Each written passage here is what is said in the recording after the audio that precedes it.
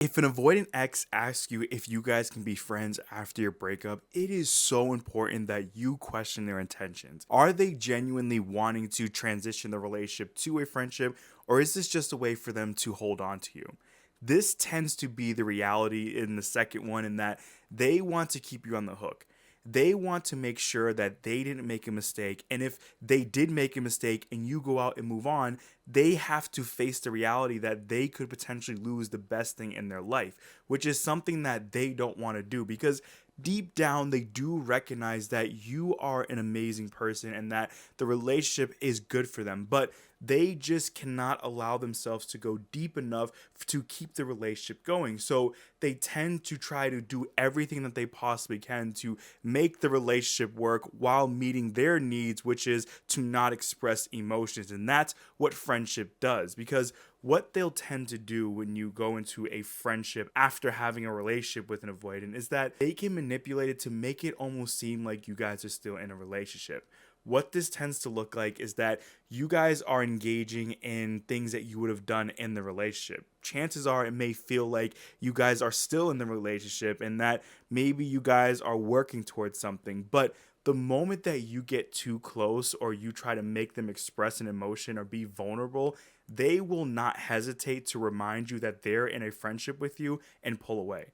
And this can be so very confusing for you, because you're over here going through this process feeling like this is just you guys making some steps towards getting back together and working on the relationship. All the while, they've been planning this because this allows them to continue to have the relationship go the way that they want, but they'll always have that ability to shut it down whenever it got too close. And this tends to happen naturally as well, even if the avoidant isn't trying to do that on purpose, because again, they are always going to continue to be an avoidant in any relationship unless they do the things that they need to do to heal and move on from this. And that brings up another big point about this, is that what is to say that they're not going to be the same exact way as they were in the relationship and the friendship? What I mean by that is, who's to say they won't pull away from you when you get too close as a friend, or when you are doing the things that you would normally do with a friend, and they may not take it that way. This is going to play with your emotions in so many different ways.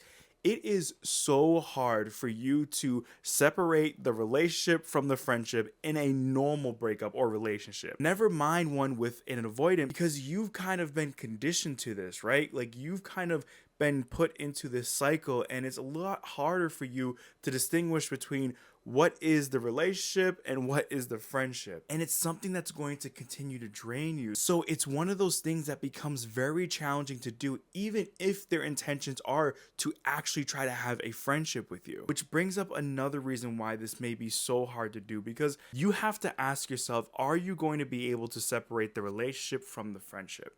Chances are you are not going to be able to do that. I know in the moment you may think that you will, but it is so hard for you to physically and mentally train yourself to look at this person as just a friend.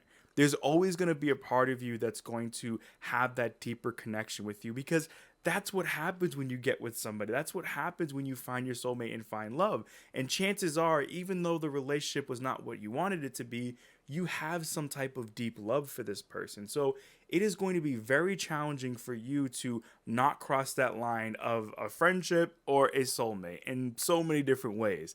So you really have to be honest with yourself and be mature enough to look at this and say, this is probably not going to work. And it sucks. That's honestly the risk with getting with somebody that you are friends with before, or maybe you thought could be a really good friend, but you ended up having a relationship with, is that you may not ever have that opportunity to really have a friendship. Or if you do, it ends up being really awkward, or you can't really open up and express, the way that you would to a normal friend, which I don't want to sound pessimistic and say that you can't make this work, because there are plenty examples of people being able to do this, but it takes so much emotional maturity on both sides that it tends to not happen, especially with an avoidant, because they're already dealing with so much that is causing them to be an avoidant, that chances are they're not going to be able to do the things that they need to do to make sure that they're not crossing that line and actually being mature. mature about it. And I know this is very hard to accept, but it is so important. It is so important for you to realize this because you are only going to hurt yourself. And just like I said that you need to question their intentions, it is so important for you to question your own intentions. Are you wanting to actually try to pursue this friendship because you want to be friends with them? Or is there a part of you that is just holding on to this person? Is there a part of you that is just trying to see if maybe there's a chance that you guys can work things out later on? Because what tends to actually happen is the second option, where you are trying to hold on to them as well. Even if you know that the relationship isn't what you want or isn't worth it, there is some safety in this person. It's all you've known, maybe. This is something that your mind and body looks to as being safe. It's just like why people who are in an abusive relationship stay with that person, because it tends to be someone that they know, the relationship they're used to, and it becomes a safety net, even though outside of it, you can see that this isn't good for them. Your mind is going to try to convince you that you're making a mistake because it doesn't want you to feel negative emotions. So it is going to try to convince you to stay with this person because there's safety in some type of way. But you have to allow yourself the space and time to heal and process this, because once you do, I promise you, you are going to find somebody who's going to love you and commit to you and want to do everything to show you that they care for you. This is something that a lot of us are not able to adequately understand when we're going through that, which makes sense. You're going through so much right now, and it's so hard for you to see the light at the end of the tunnel. But I promise you, things will get better. If you prioritize yourself and figuring out what you need to do to move on and heal from this relationship, you are going to thrive again, and you are going to find somebody who's going to be even better than you can imagine. I hope you did enjoy today's video. If you did, please make sure to hit that like button. If you're new here, make sure to subscribe, and I will see you in the next video.